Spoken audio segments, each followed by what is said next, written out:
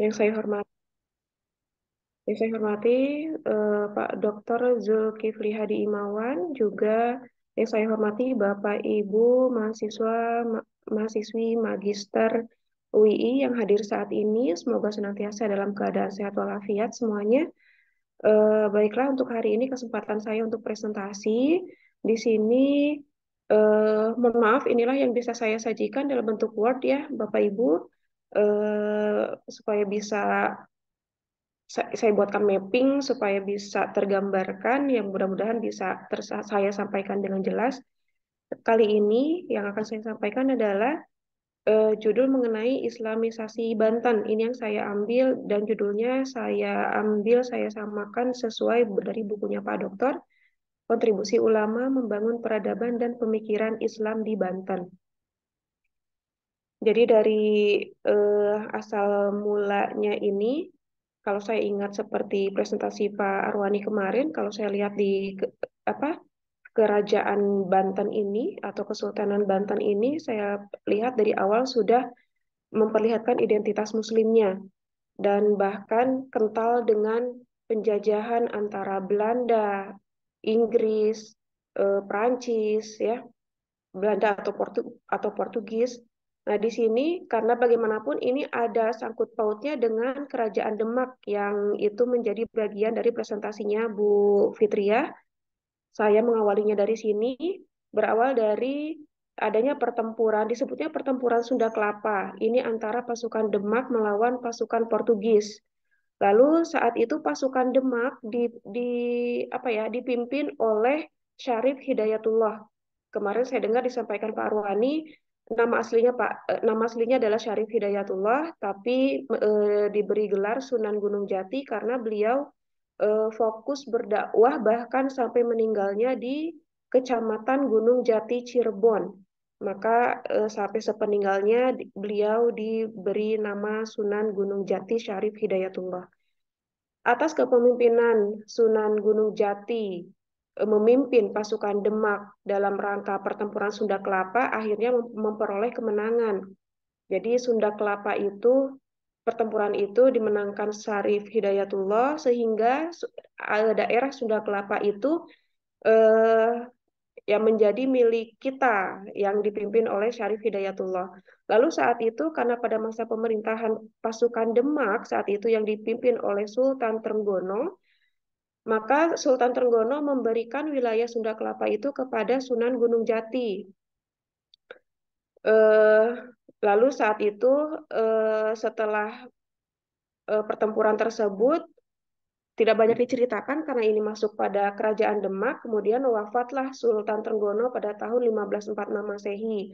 Setelah sepeninggalnya terjadi banyak fitnah dan kemudian kerajaan tersebut runtuh.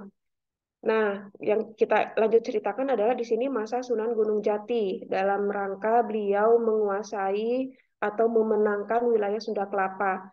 Pada masa beliau ini lalu bergantilah nama Sunda Kelapa itu menjadi seperti yang kita tahu menjadi nama Batavia. Kemudian berganti lagi menjadi Jayakarta.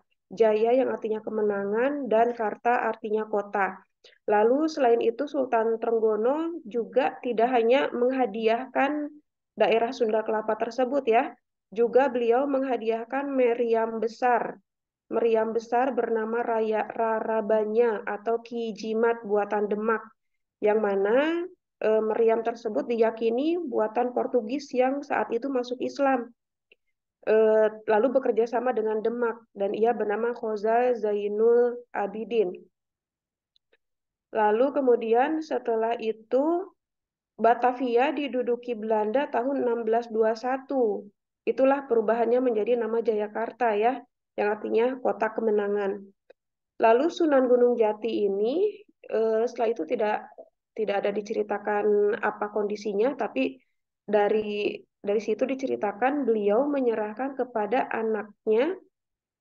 Jayakarta ya kepada anaknya yang bernama Hasanuddin. Lalu eh, setelah penyerahan itu, ternyata ada maksud. Sunan Gunung Jati itu bermaksud ingin fokus mengajar agama Islam di wilayah Gunung Jati. Itulah alasan beliau menyerahkan kepada Hasanuddin, meskipun ya pada umumnya kan dilanjutkan oleh keturunan itu jika pemimpin tersebut meninggal. Tapi yang saya baca itu Sunan Gunung Jati ya masih sehat, masih produktif, tapi menyerahkan wilayah tersebut kepada anaknya. Sampai sepeninggalnya beliau berada di Cirebon. Lalu Hasanuddin ini menikahi putri Sultan Abdul Fattah Demak yang merupakan ipar Sultan Trenggono. Nah, di sini ada tradisi pernikahan, eh, bagaimanapun tujuan pernikahan itu adalah untuk mempererat hubungan keluarga bahkan perpolitikan. Jadi inilah antar kerajaan, antar kesultanan, eh, adanya pernikahan. Lalu Hasanuddin ini bagaimanapun dinobatkan menjadi raja pertama Banten, yaitu dimulai dari tahun 1552 Masehi yang berakhir di 1570. Nah, pada pemerintahan Hasanuddin ini, di sini saya tuliskan, ini kondisi masa pemerintahannya Hasanuddin. Perlahan tapi pasti, karena bagaimanapun ini kerajaan pertama, perlahan tapi pasti beliau membangun kota yang kuat dan maju. Saat pemerintahnya itu beliau melakukan dakwah Islam secara intensif, bagaimanapun misi Islam yang dibawanya. Lalu saat itu sedang berlaku masa Pakuan Pajajaran, yang merupakan masyarakatnya itu pengikut ajaran pagan, yang meluas hingga Lampung dan Sumatera Selatan. Jadi berdakwah menyebarkan agama Islam di situ. Dan sedangkan pada kondisinya saat itu adalah Banten dikenal sebagai penghasil merica terbesar dan ekspor sampai ke luar negeri. Selain merica juga ada buah, sayur, daging, banyak pelabuhan juga, bahkan merupakan lalu lintas perdagangan internasional. Hasanuddin dikenal sebagai pemimpin yang adil dan menyebarkan eh, pemerintahannya itu dengan dasar hukum Islam. Lalu Lalu pada saat itu, oh sebentar, sebelumnya di sini bagaimanapun juga ini kan Pak Hasanuddin hidupnya awal mulanya waktu di masa Kesultanan Demak ya. Bagaimanapun dia punya ambisi untuk mendirikan kerajaan.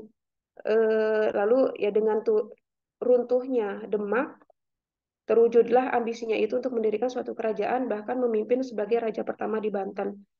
Lalu meninggalnya beliau Hasanuddin ini tahun 1570 di desa Sebakingking di desa Sebakingking, lalu dilanjutkan oleh keturunannya yang bernama Maulana Yusuf bin Sultan Maulana Hasanuddin. Beliau memimpin selama 18 tahun sampai dengan 1588.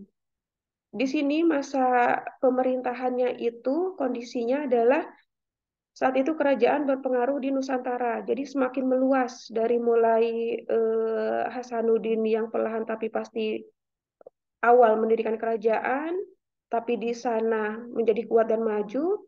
Ternyata pada zaman Maulana Yusuf semakin meluas, bahkan berpengaruh di Nusantara ya, se-Indonesia. Lalu saat pemerintahan beliau membangun banyak bendungan, madrasah, menetapkan bahasa Arab dalam pendidikannya di madrasah-madrasah, lalu membangun dan merenovasi masjid, ada masjid yang dibangun baru, bahkan masjid yang sudah ada direnovasi untuk dibuatkan apa sih semacam selasarnya, halamannya diperluas, lalu menaklukkan kerajaan Pakuan Pajajaran tahun 1579. Artinya Pakuan Pajajaran ini berlaku semenjak masa Hasanuddin ya, yang akhirnya ditaklukkan pada masa Maulana Yusuf pada tahun 1579. Lalu saat pemerintahan beliau dibangun kota baru di Banten Surasowan. Waktu itu sebutannya Banten Surasowan. Lalu bertambahnya penduduk semakin banyak, ada juga 5 lapangan besar untuk pasar. Jadi di sana tuh dibuat berbentuk lapangan yang tujuannya untuk dijadikan pasar. Sama juga menjadi lalu lintas niaga internasional dan awal mula Cina menetap. Nah, di sini diceritakan kalau dalam bukunya Pak Doktor ini dengan menjadinya Banten sebagai lalu lintas niaga internasional karena di situ banyak pelabuhan juga, masuklah Cina berbondong-bondong sampai berapa ya? 5 apa 10 kapal apa membawa barang-barang, menjualnya bahkan sampai mereka menetap di Banten saat itu yang mungkin jadi cikal bakal menyebarnya bangsa Cina di Indonesia ini. Lalu lalu setelah itu dilanjutkan pemerintahannya oleh Maulana atau Sultan Muhammad bin Yusuf. Beliau diangkat menjadi raja pada umur 9 tahun. Tapi saat itu dibantu oleh Mangkubumi.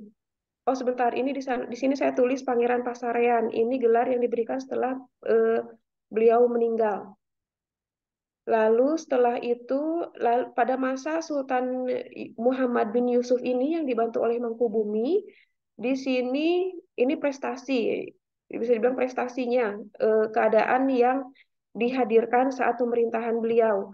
Diakui berkat ketegasan seorang kodi, jadi bagaimanapun dia masih 9 tahun, tapi kepemimpinan beliau diakui berkat ketegasan seorang kodi saat itu. Beliau pemimpin yang solih, bertakwa, dan istiqomah dalam ibadah, dekat dengan rakyat, mengedepankan maslahat, Islam sebagai landasan hukum kerajaan, sama membawa misinya seperti ayah dan kakeknya, lalu bermuamalah sesuai syariah.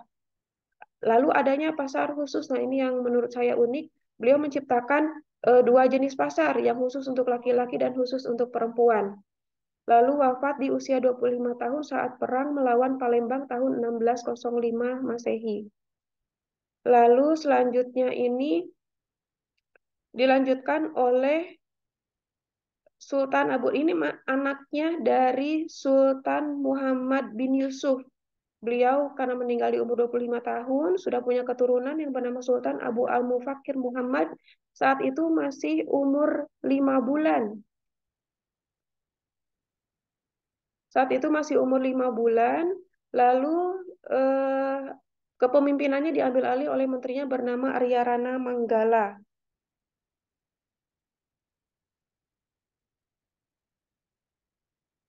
Aryana Rana Manggala ini merupakan Sultan Hasanuddin. Jadi apa ya? Ini tuh hubungannya berarti kalau ke atas kakek dari samping gitu.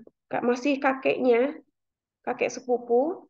Lalu tuh kok tak terlihat ini ya.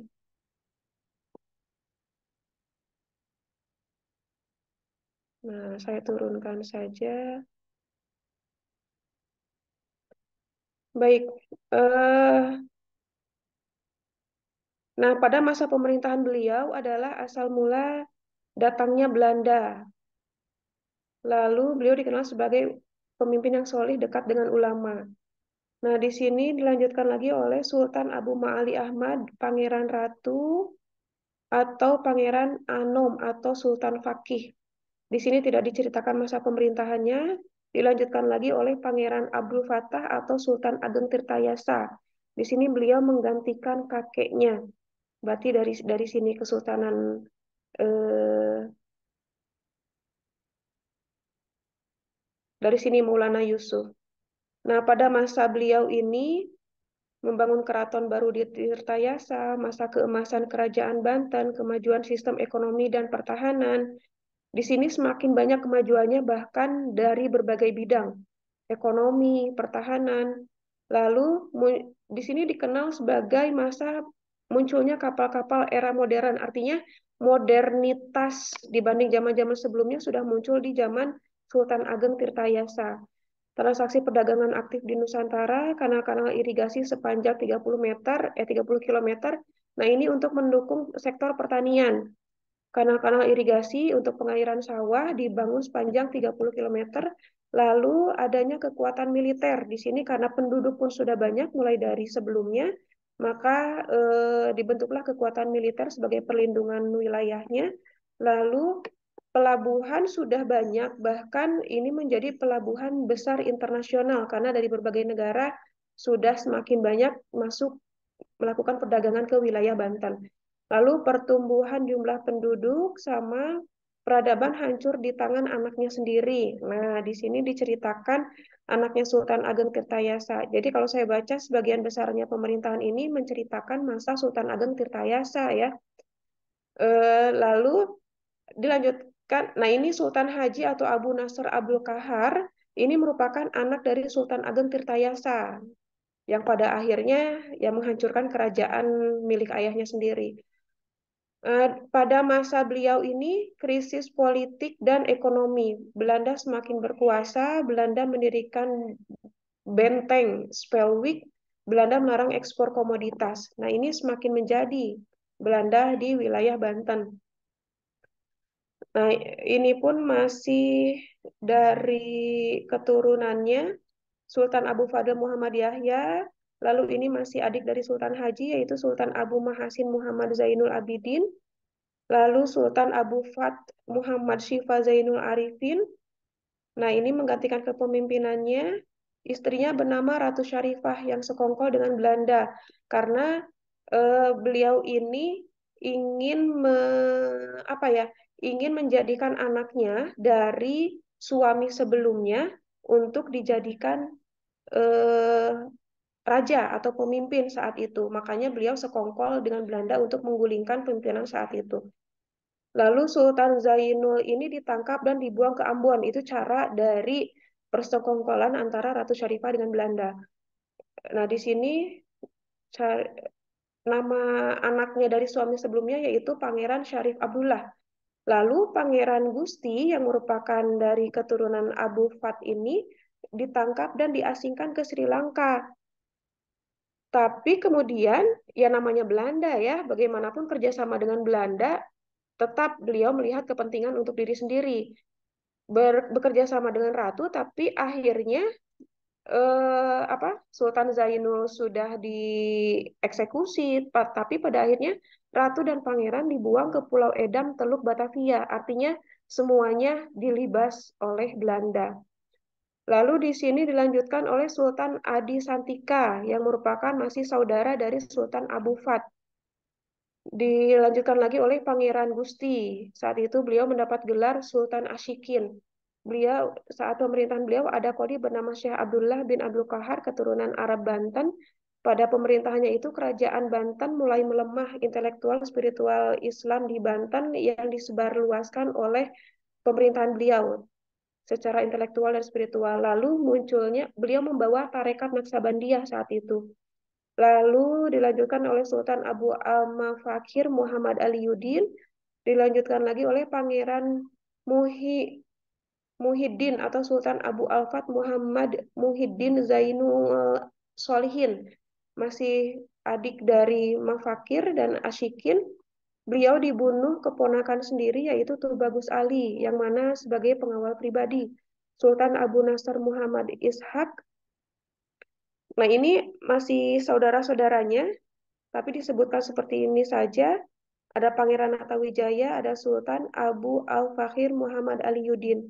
Nah, disinilah masa kemunduran Kerajaan Banten di awal 19 karena setelah dilanjutkan oleh saudara-saudara berikutnya, bahkan di sini tahun yang terakhir wafat di 1808. Artinya 1808 ini atau abad ke-19 merupakan masa akhir kejayaan Kerajaan Banten yang disebut kemunduran Kerajaan Banten. Lalu, nah pada setelah runtuhnya Banten, di sini ini saya bedakan, di sini masa apa ya? Masa kuasanya Banten, maaf, kuasanya Belanda. Saat itu Belanda masih di bawah kekuasaan Prancis sejak tahun 1795, lalu adanya sentralisasi kekuasaan, Belanda dipimpin oleh Jenderal Daendels, Prancis dipimpin oleh Napoleon Bonaparte. Lalu masuk ke wilayah Jawa, dipimpin oleh Louis Napoleon tahun 1806, dan pada tahun 1808 yang mana tepatnya ini masa keruntuhan Kerajaan Banten, mengirim Marsekal Herman Willem Daendels ke Batavia menjadi gubernur jenderal. Inilah yang kemudian diduduki oleh Belanda untuk didatangkan pimpinannya untuk memperkuat pertahanan di Jawa. Ini terbayanglah mulai 1808 berkuasa sangat berkuasa di wilayah eh, khususnya Banten ya karena beliau mempertahankan sewilayah Jawa.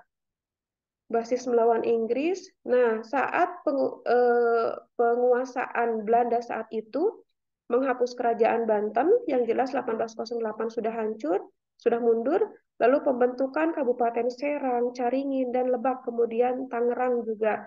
Sultan dibuang ke Ambon, menjadikan sultan pengganti sebagai boneka. Nah, di sini ada apa ya? Memang kalau saya tafsirkan semacam kamuflase.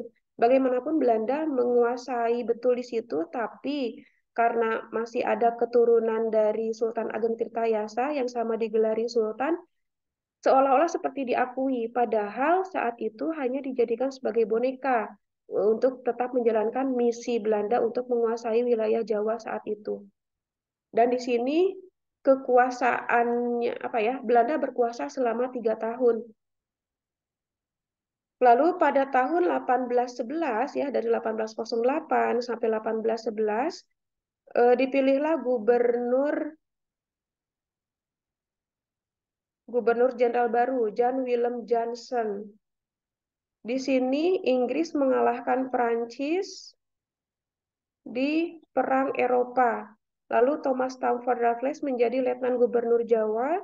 Lalu tahun 1816 Jawa dan bagian lainnya dikembalikan kepada Banten. Ya inilah perebutan kekuasaan antara Banten dengan maaf antara Belanda dengan waktu itu Perancis ya. Nah, tahun 1816 Jawa dan bagian lainnya dikembalikan kepada Belanda yang artinya dikuasai betul oleh Belanda.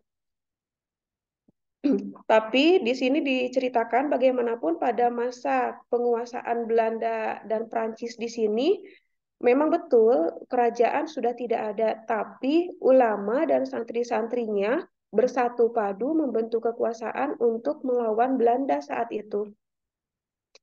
Nah, dari para ulama dan para santri itu kemudian muncullah di sini istilah Pakih Najmuddin. Pakih Najmuddin ini adalah sebutan lain dari Kodi atau hakim tertinggi di Kerajaan Banten. Meskipun kerajaannya sudah mundur, tapi di sini masih disebut Kerajaan Banten. Di sini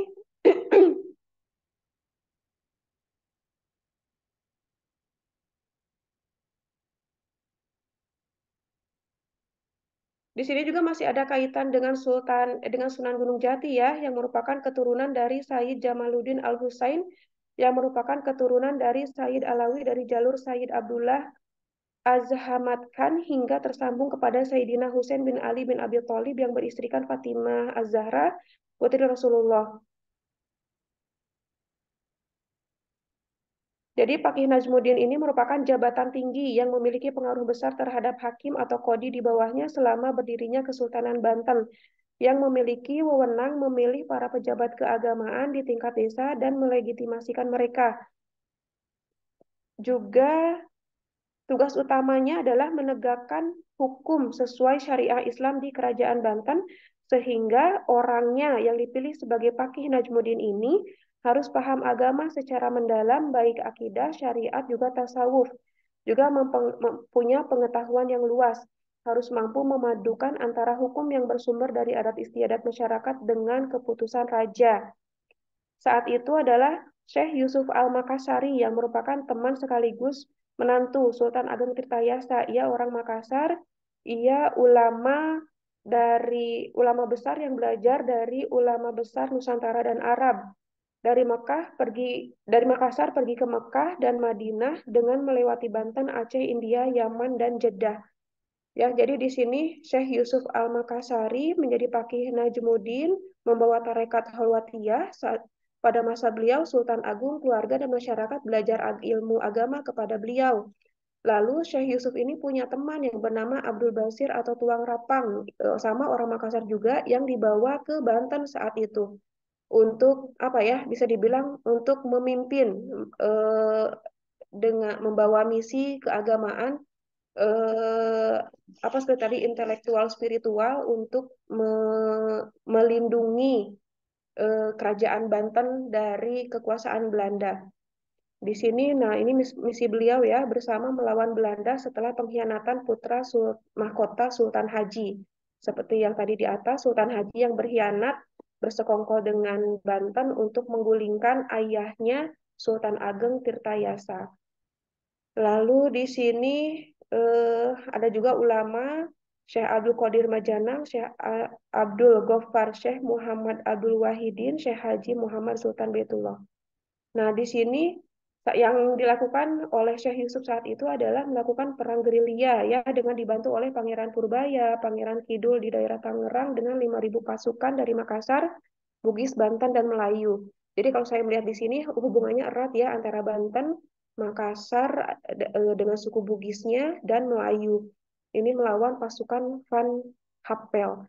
Tapi saat itu pasukan Syekh Yusuf ini kalah. Belanda menangkap Syekh Yusuf tanggal 14 Desember, dibawa ke Cirebon, lalu diasingkan di Batavia dan Sri Lanka, lalu diasingkan di Cape Town, meninggal di Cape Town, Afrika Selatan. Kalau di bukunya Pak Dokter ini saya ceritakan bahkan ada komentarnya Presiden Nelson Mandela ya, yang mengenal juga beliau karena bagaimanapun di sini beliau diasingkan. Kalau saya artikan di sini meskipun diasingkan tapi beliau tetap menyebarkan dakwahnya di sana. Makanya Presiden Nelson Mandela tuh menyampaikan bahwa Syekh Yusuf ini merupakan putra terbaik Afrika karena dakwahnya memberi inspirasi perlawanan terhadap apartheid di Afrika. Jadi selain membawa misi Islam berdakwah di sana, beliau juga melakukan perlawanan terhadap eh, di sini disebutnya apartheid di Afrika saat itu. Jadi beliau meninggal di Cape Town dan di bukunya Pak Dokter ini ada gambarnya, fotonya, makam Syekh Yusuf Al-Makassari. Jadi orang Makassar yang wafatnya di sana, bahkan makamnya ada di sana di Afrika Selatan. Mungkin baik itu saja Pak Dokter dan kawan-kawan semuanya. Mohon maaf eh, jika banyak salahnya. Selanjutnya bisa didiskusikan bersama kawan-kawan lainnya.